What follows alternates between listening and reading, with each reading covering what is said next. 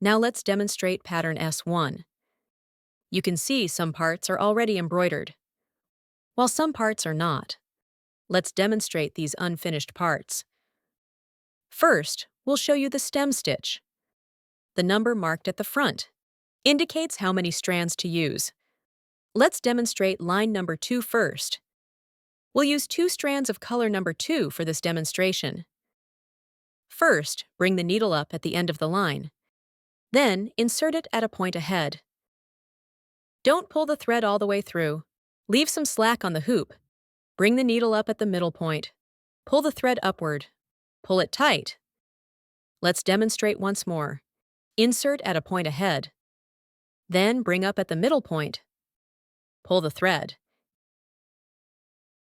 Keep the spacing between stitches even. You can use your left hand to help pull the loop. This makes embroidering easier. For the last stitch, just insert directly. The process below is the same. Let's demonstrate it. We'll use 6 strands of color number 6 for this. Bring the needle up on the left side of the line. Insert at a point ahead. Again, don't pull tight yet. Then bring up at the middle point. Pull upward.